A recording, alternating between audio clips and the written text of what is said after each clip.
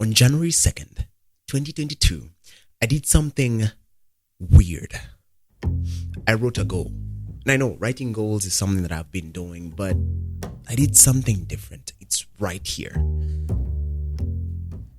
January 2nd, 2022.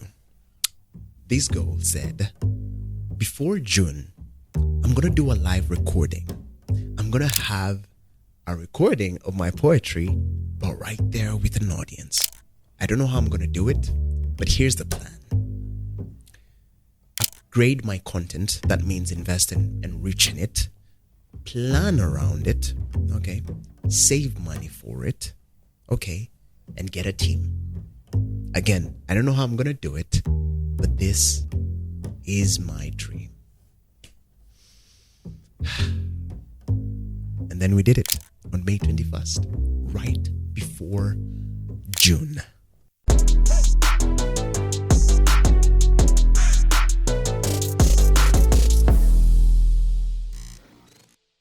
Hello, friend. Welcome to my podcast. It's been a while. I know that, and I'm going to explain why. I want to dive into this episode and sort of give a life update where I've been, and also look at how to literally make your dreams come true with that bare example. All right. So it's going to be like let me say a flip side of the coin. We're going to look at how to make your dreams come true and the poison of growth as well, because it's something that I notice has been happening. So on January 2nd, I wrote down a couple of goals. I divided my book into four quarter. The year has 12 months, so every quarter has 3 months. My first quarter was to finish my coursework, which I did. When I say coursework, I mean school. It was get me a new phone because I'd been struggling with an old one. It was the basic things that help you find your foundation for the rest of the year. My second quarter of that involved doing a live recording, which was my biggest goal. It was either do a live recording or publish a book before June. I did the live recording, so the book is to come. And I remember, unlike any other goal writing that I've done before, this one had timelines. So I used to write the goals, give them a timeline, and then write a plan down of how to actually accomplish those goals. Sounds obvious, but think about it. How often do you write something at the beginning of the year or whatever time of the year and actually set a plan towards it? It does a couple of things. It sets an intention towards whatever you do has to sort of add up to what you are trying to achieve. Whatever you do has to add up to what you're trying to achieve. So it set up an intention. And secondly, it debunked, how goals are. Because when I wrote this down, I was almost laughing at myself. Have you ever written something in a whisper? Like a small handwriting. Like with the tiniest of handwritings, like I was almost writing it in a whisper. And I was just thinking to myself, will I be able to achieve it? Now, if you are meeting me for the first time, I write content online. I do poetry, which started blowing up somewhere towards the end of last year, right? The content started blowing up and growing and it was amazing, right? And I figured that the second part of that journey was going to be about monetizing it, which is where the poison of growth comes in. It's going to be about monetizing it, expanding it, and bringing my audience closer to me. Like I want to know, I have this crazy idea of knowing every one of my loyal fans. Like I have that crazy dream, which we're going to figure out a plan on how to do it. And so it sets an intention and it debunks the bigger, seemingly most impossible thing that you think you cannot do, and it almost makes it easier to reach it. And that's what happened. So I remember I started really doing my content with so much intention. I started writing. I started waking up early to write because that's when I was most fresh. I started attending live recordings, of course, to experience it. But for me, I was learning. In these live recordings, I was meeting people. Remember about forming that team? I met an amazing lady. Her name is Salimo. You may know her. And I shared this crazy thought that, hey, I want to do a live recording. And it was like, I've just been waiting for you to say that. And we set the ball rolling. The second part of this was saving up because I was almost sure that we wouldn't get past 20 tickets bought. So I was willing to have money sitting somewhere, that was willing to risk it getting lost, meaning everyone was going to get paid, everything was going to be taken care of without even thinking about the after sale money. You know what I mean? Like, some people wait to get an amount of money to reinvest, which is really good, especially if you're sure that your show is going to sell.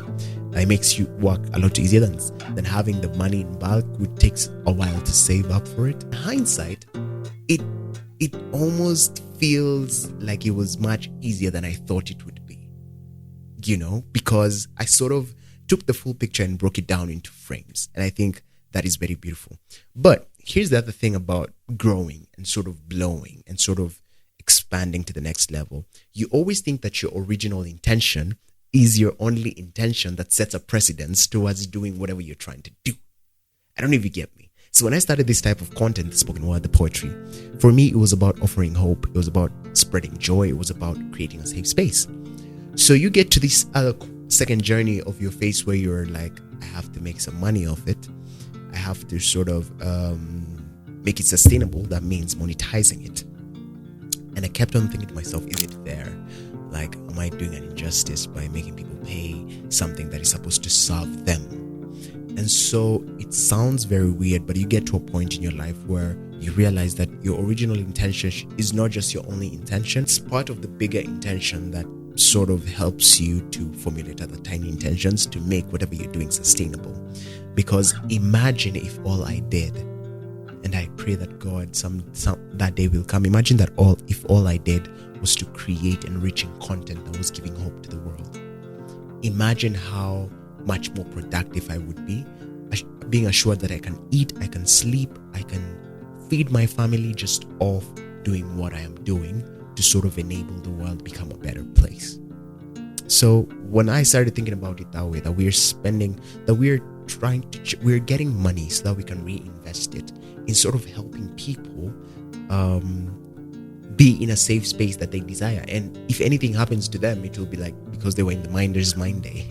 You know what I mean? So we are only reinvesting money so that we can give them an experience that they desire and sort of take responsibility for them, but also pay ourselves for the good work and effort that we're doing and for the service that we are giving to the world, not only to enrich our souls, but also to rest and sort of give us an incentive to keep on doing it. So yeah, the show was a success, and this is where now I'm giving you the life update. The show was a success. We had it on May 21st. If you missed it, don't you worry. We have a live recording coming very, very soon. I think this week, definitely this week. So we're going to have that live recording for you.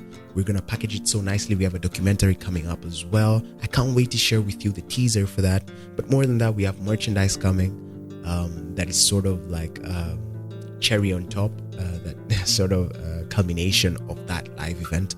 So check out for that. I'm going to be giving you updates on my Instagram and TikTok pages, on my social media pages, everywhere at Maina.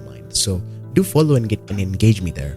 But Kevin's Sport has been quiet, and I'm very aware of that, and I'm sorry. And this is me trying to get back, trying to be here and have a conversation. I started this podcast as a different entity from the brand that I am online, from the Mind of Mind.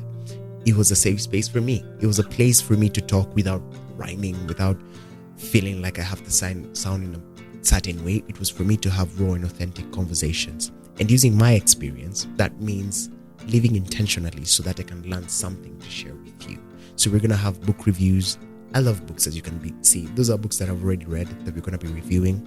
We're going to have guests that are going to be coming here, people that you look up to, people that you know or may not know, but their stories or their experiences. Remember, this is about sharing your experience. The experiences will definitely fuel your drive and just make you a better person in whatever you're trying to do. So I'm really happy to be here, and I'm really happy to see you, my friend. And I hope that you can journey with this with me. If you like this episode, please leave me a comment and tell me, what do you want to see more of as we start creating, and how can we make this process enjoyable and better? So keep tuned for the live show. We're gonna have the documentary drop on my YouTube channel, but until then, goodbye.